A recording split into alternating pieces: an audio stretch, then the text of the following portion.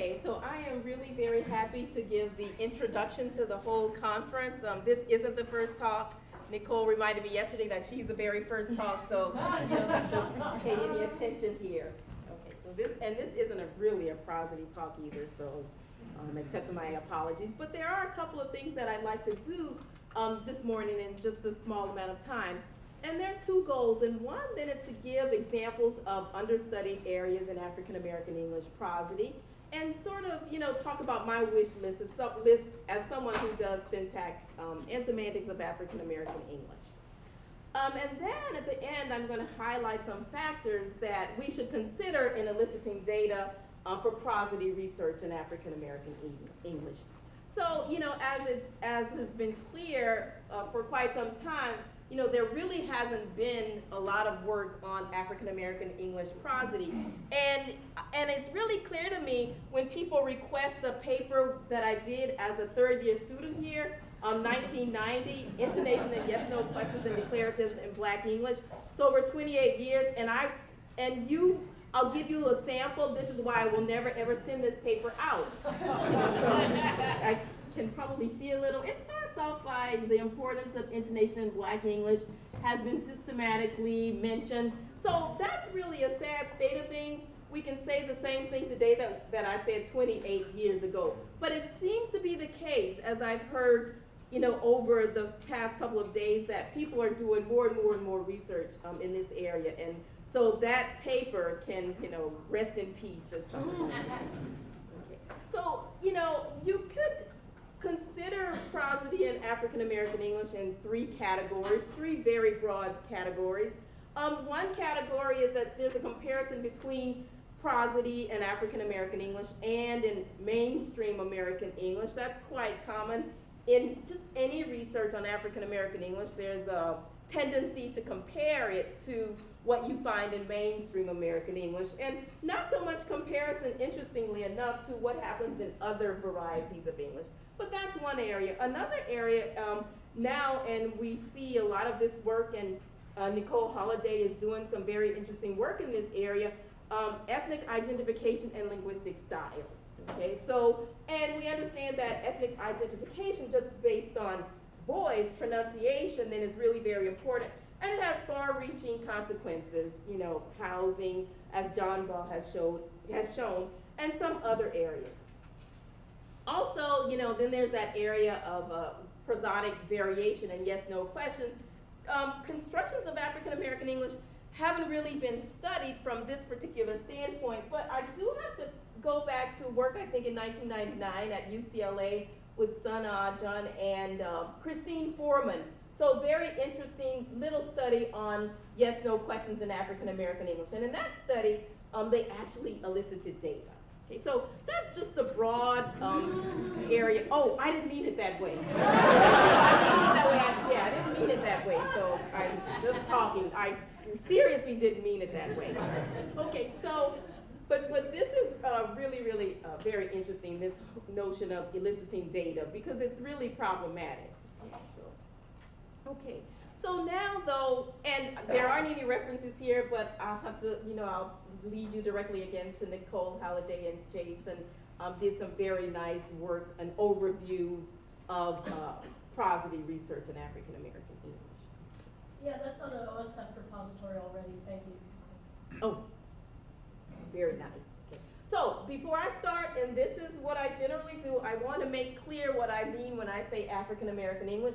There are a number of different ways of looking at African American English, and for my research, if this is just the way I look at it, it may not be the way others do. But I basically take what I call a systems and patterns approach, and African American English is an inherently variable linguistic variety, and all languages vary as it turns out, but it has set syntactic, phonological, semantic, pragmatic, and lexical patterns that are intertwined with structures of general English. So, these views of African American English, I might say, here's a list of features of African American English. This is nice and useful, for example, for speech pathologists who really need something quick. They need to look at something quick to determine, for example, whether or not children they may be working with are speakers of African American English. But we can't really take those lists to say or define or characterize African American English, because those lists are just designed to show how it differs from mainstream American English. So I'm really very interested in what children know when they know this particular variety and how they develop it. So when children are developing this variety, they don't really sort of, on Monday, Wednesday, Friday say, I'm going to just develop the properties on the list, but then on Tuesdays and Thursdays, I'm going to develop everything else. So they really develop this as a system, and some of what they get overlaps with other varieties of English. So my view of African American English is just what I've said here. And it's true, it's really better probably to consider it on a continuum. And as many linguists do, I probably work in that area close to D, and idealized African American English. Sometimes maybe I may never find a speaker who really speaks what I'd like to research. So when I can do research on African American English, so what I'm really interested in is a community. So I look at communities of speakers. So, when I go in, I understand that this is a community with certain kinds of characteristics. So for the most part, then, I work in a community in Southwest Louisiana. It's a traditional Southern town, segregated, and so you can see then already that there are going to be some patterns that are used in African American English but may not occur in other varieties in that particular area. It's true there's considerable overlap. But what's really nice about looking at the community in this way, though, is that people are not really coming in and out. So young people who live there and go to college basically go away. They might come back to visit, but people are not coming in and out. And so that's one way that I am able to really understand what variety I'm working with. But there are other varieties of African American English that people can consider. But community is really very important for my research. Okay, so the teeny bit of prosody in here is a very teeny bit. So I'm going to say something about prosody and then move to syntax. Okay. So what are some understudied areas of African American English prosody? Well, I started off by saying that prosody in general has been overlooked in African American English, and the talks we heard on the day before yesterday really gave some reasons as to why that might be the case. But nevertheless, we definitely find then that if we find research or prosodic structures being discussed in African American English, we generally find that, they are in the areas that I noted, except yes, no questions. Those seem to have gotten some attention. But there are a number of other areas. So if I had a wish list of, what people who really work on prosody and who really know something about that could be doing, I would include a couple of constructions, okay? So these would be in somewhere in the syntax semantics interface. So one construction I would really like to see discussed is that construction that's called negative auxiliary inversion. And so this particular construction may be argued to have some kind of special prosody associated with it.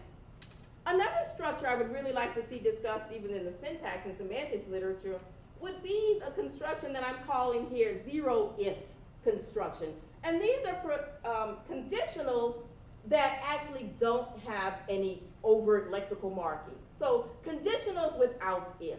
And I'll give a few examples of these. So consider the negative auxiliary inversion construction. So this is a sentence like, did nobody see that picture? To mean something like, not a single person saw that picture. So in this reading, I won't do any real analysis here, but I've done this in my other work. But for these kinds of constructions, it really seems that we have an absolute zero here.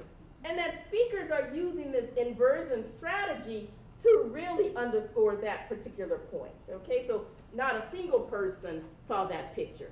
And speakers, at least in some parts of the United States, also use this non-inversion construction. Nobody didn't see that picture. So a question then is whether or not then there's some particular prosody associated with this. And I was really just so disappointed to hear how people were talking about focus on Wednesday. I feel like, oh, this might be an area to consider, and then everybody said, ooh, I'm not considering focus. So, but still, I think this is something that should be discussed. So these constructions then are characterized by an initial negative auxiliary followed by a negative indefinite DP. So didn't nobody. These are declaratives, not a question. So if you go through the literature, you'll find that people who have at least described these constructions spend, quite a long time talking about why you want to take these as declaratives and not a question. And as I've done in some previous work, this seems to have what I'm calling here loosely a negative focus meaning. So we already see that the negative auxiliary has gone to some position where it really has this, what I'm referring to as negative scope. But then we want to raise the question about whether or not there's a kind of special prosody associated with that kind of movement.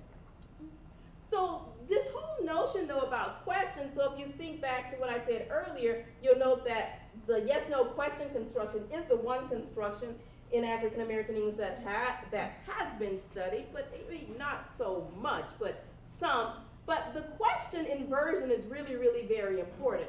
And we see, though, even in African American English, for what you might take to be canonical questions or real questions, there are even strings that are really not able to undergo this sort of subject auxiliary inversion. So when we think in terms of yes-no questions, again, in mainstream American English, other varieties of English, and for some questions in African American English, we think of the structure in which the auxiliary has gone to a position preceding the subject.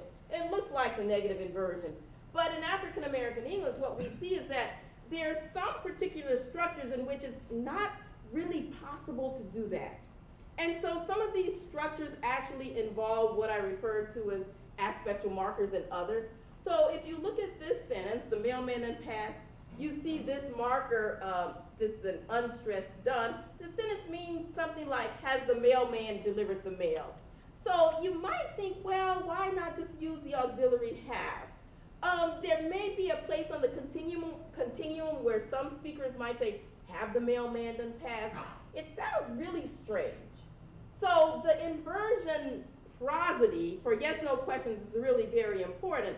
And, it's really necessary if you think that if there's something that would mark the question as a question, like an auxiliary is missing, then, you have to raise a question about, this auxiliary inversion and how important it is.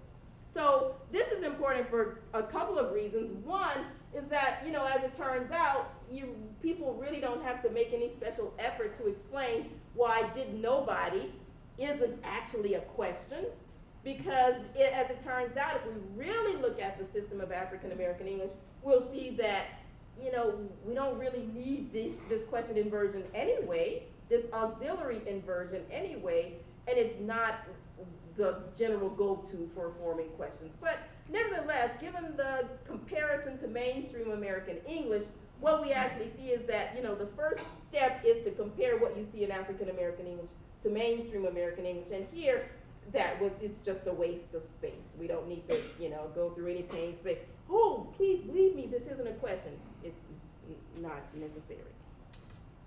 But looking at this inversion prosody is really important for yes-no questions, especially if there's a certain kind of prosody. And what we've seen in some earlier research then is that for these questions, at least the final tones in these yes-no questions can be falling tone or even a level tone.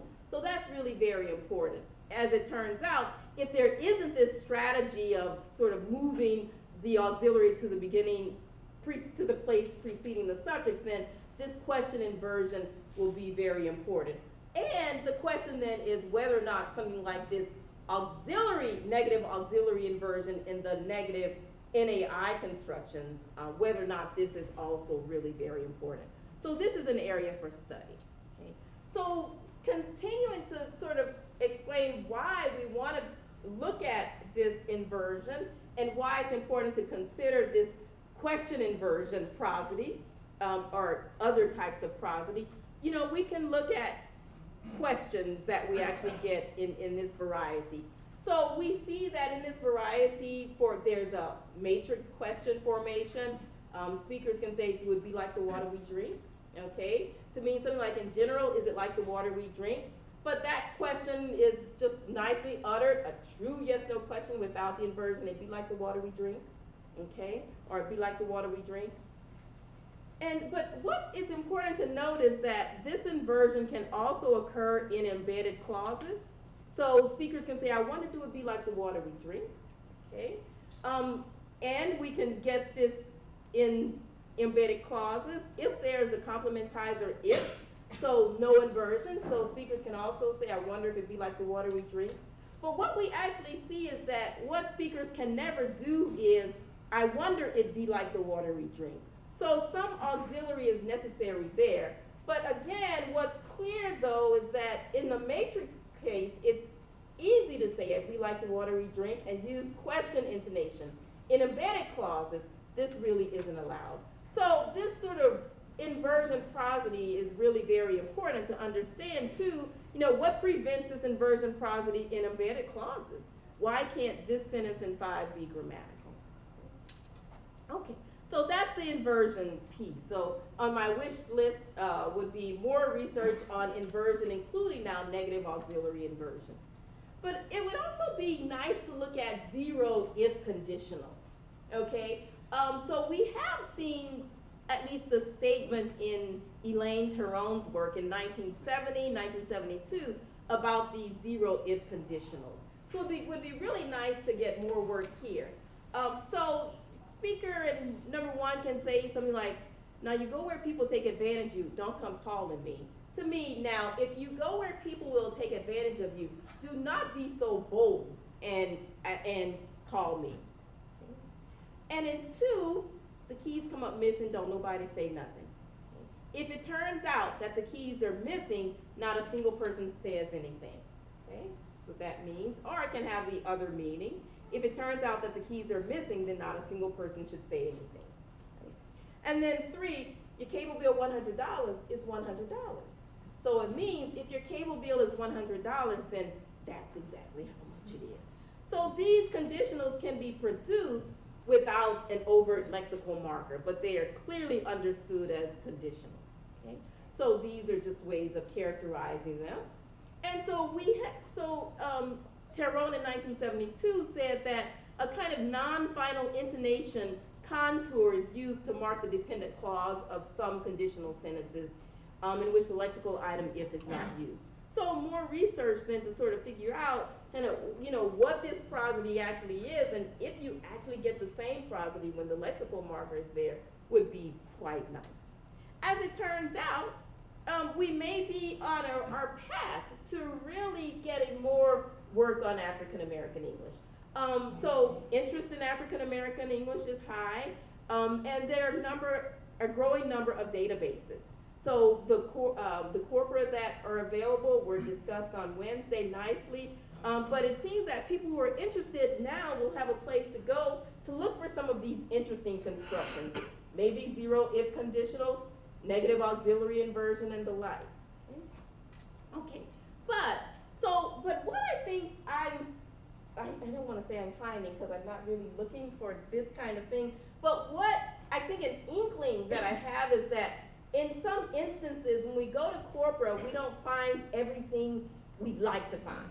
So that's a very good place to start. A corpus is an excellent place to start, but in some instances then we will have to supplement the corpora, the data that we get from any corpus we use. And so now I want to just consider some of that supplementation, so to speak, and thinking of Ben, this marker that has been studied to some extent, as a case study. So what I'm going to do in just this last little bit of the talk is talk about Ben, this marker, and talk about some work that Christine, you and I are doing, and sort of moving beyond a corpus. Okay. So Ben is, it situates an eventuality or some part of it in the far past, and far is just relative. It generally means something like a long time for doing something. So, for some people, eating for 20 minutes is a long time. So it's, did you just start eating? No, I've been eating. Of course, you wouldn't expect that to mean like 100 years because people don't generally just sit and eat.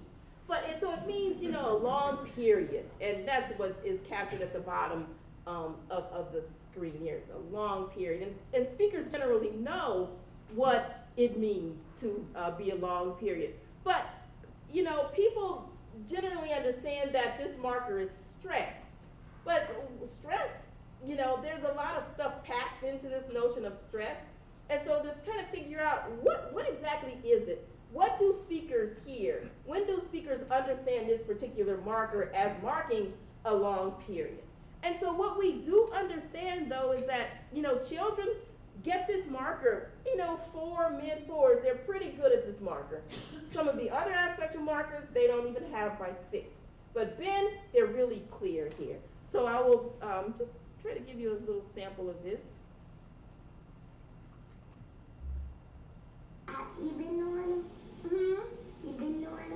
Okay, so here this child was asking, have you known her for a long time? You've been knowing her? So question with this marker. So this information about Ben, the description about Ben is really very important because once we know about Ben, we can understand how children acquire it and what they actually acquire. So this is one reason we'd like to understand a bit more about Ben. So then, Christine, who is really very, very, very interested in sounds, really interested in sounds. Okay, so it's nice. So 28 years when I was a graduate student here, I just tried to do a paper, and this was even before Eric Thomas had all of his nice work, with Lisa Selkirk. So it's interesting that, 28 years after, I'm revisiting, though, with Christine, some of these issues. So I think this is really nice. It says a good bit about UMass also, just to note. Okay, so now when looking at the Ben, though, what we have to understand, though, is that, of course, there are different number of meanings for Ben, the same pronunciation, so it's always stressed. And what that stress means is kind of the topic that we will explore. But there are 3 meanings. There's a Ben state meaning, a habitual meaning, and a resultant state meaning. So the first meaning, the Ben state meaning, Sue been working in the garden. It means something like Sue has been working in the garden for a long time. The habitual, Sue been working in the garden, is identical to the first sentence, but it means something like for a long time, Sue has had the gardening hobby. So it's a long habit. It's a habit that's in the long period. And then there's the resultant state. Sue been worked in the garden. Sue worked in the garden a long time ago. So this working ended, that's just in the resultant state. So those are the meanings of been. So what's also really interesting, though, in African American English, once you get this been, you have to also contend with some other bens. Okay, ben. So I'm writing this as in lowercase ben. So I don't have the eh, of course. But in any event, I think you find this pronunciation among other African American English speakers, even people in the South in general. But the perfect marker occurs in this variety. I can tell by her shoes that Sue's been working in the garden. To me, I can tell by her shoes that Sue has been working in the garden. General perfect reading. But you also get a ben that's not really well studied, and it's an interior kind of ben, I think we could say. Sue been had that necklace for 15 or 16 years. So that one is unstressed, and it gets an overt modifier, which could never occur with the remote past ben to explain the long period. So speakers who are developing this variety get all of these bens, all right? And so understanding that, good, Christine and I are wondering, we looked in the database, or the corporate, which of these bens would we find? And how could we really understand?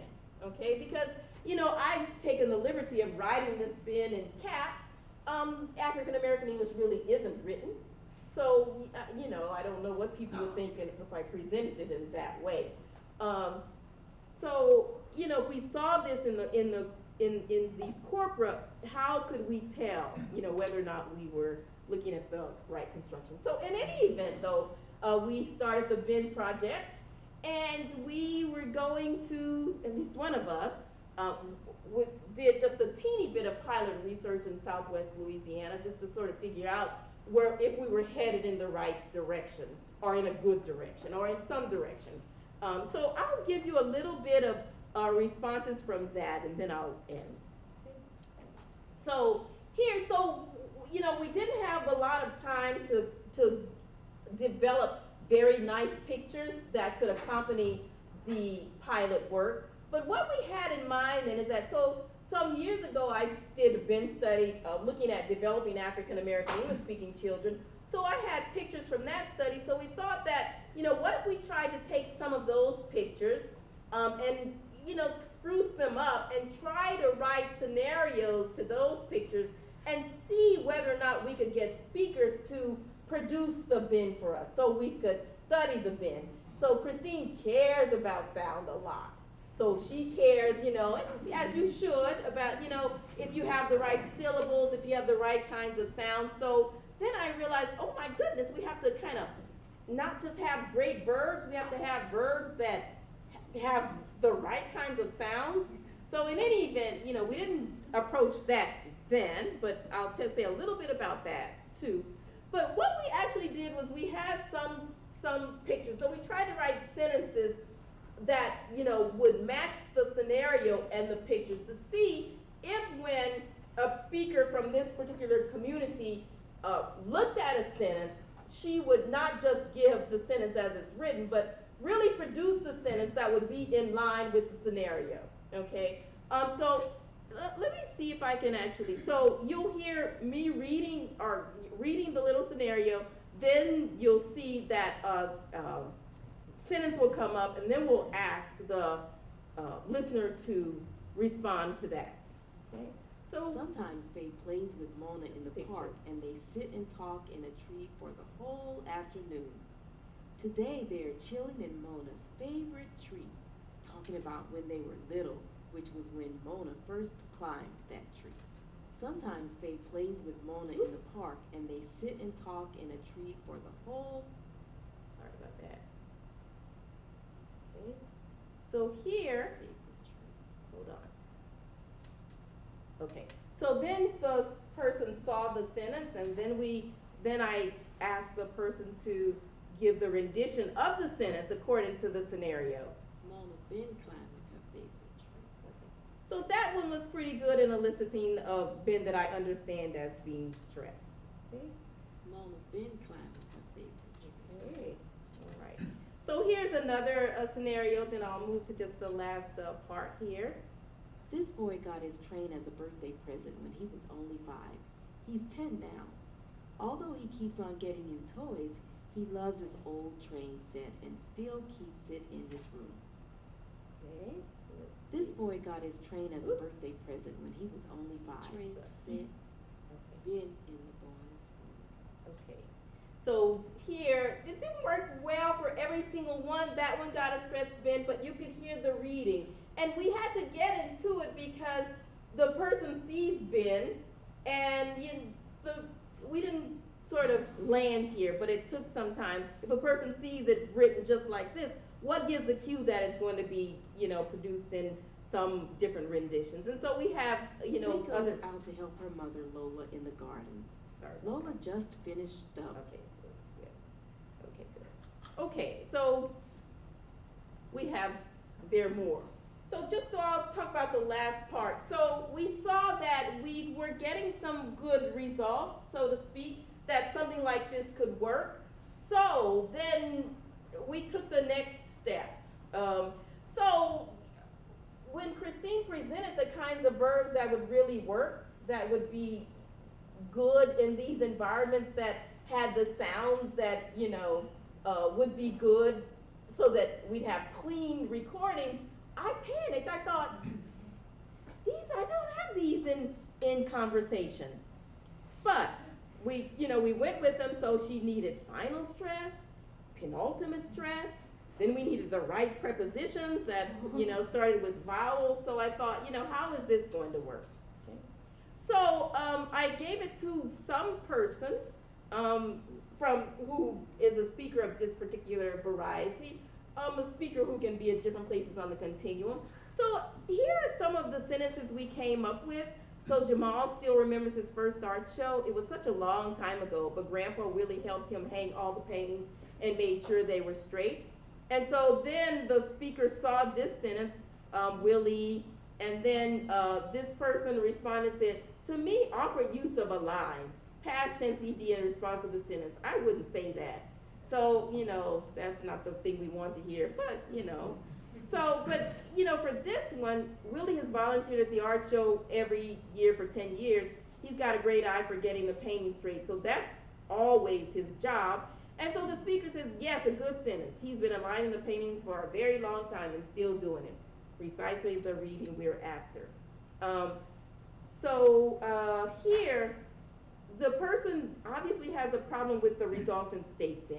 So that gives us some information that we have to, you know, look more at that. But we can see though that we're on a good track here. We can actually find some renditions of this bin, but we can also devise situations in which we could actually elicit the structure. Okay.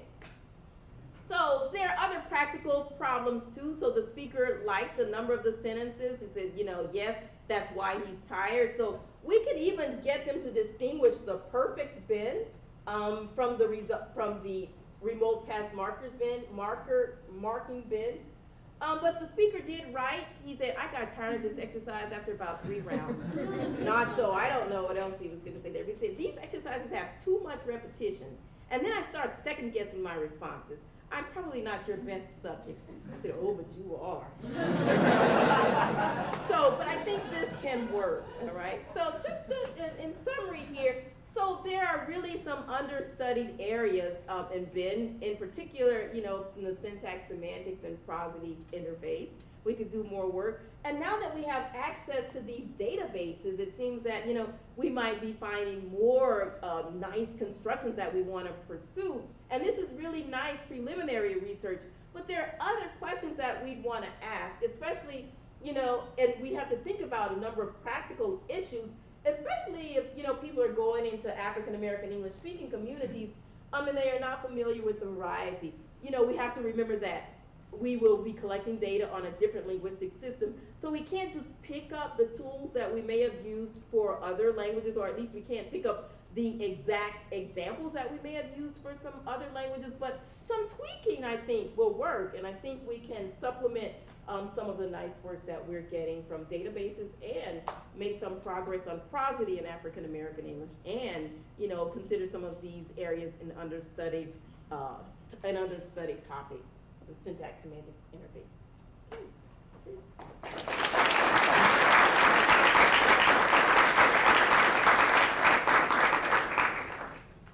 Thanks, Lisa. So we have time for a few questions. And we first will take some questions from students.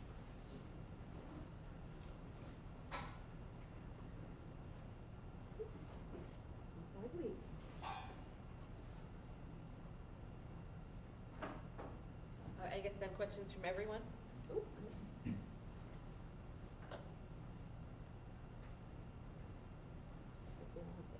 Hi. Hi. Emily Gasser, Swarthmore College. Hi. So the null if conditionals you were talking about remind me so much of something a student of mine, Jamie Metzger, has looked at with White Philadelphia English, with what she's calling the snooze-lose construction. So you snooze, you lose kind of things. Mm-hmm. And so superficially they look pretty similar. Obviously the intonation is completely Yes. different. And I'm wondering, you know, do you have any ideas about if they are the same thing, if prosody can sort of help us figure that out? Is there a second thing in African American English that is maybe more like snooze news or snooze lose? You know, how can we disentangle that into ideas? Yeah, that's true. I mean, that's not true, but that's interesting even, you know, within African American English. So you have those fixed phrases too in African American English. You snooze, you lose. So yeah, we'd have to sort of figure out if they are even the same thing within African American English as these sort of zero if constructions. You know, it might very well be that there's some similarities there.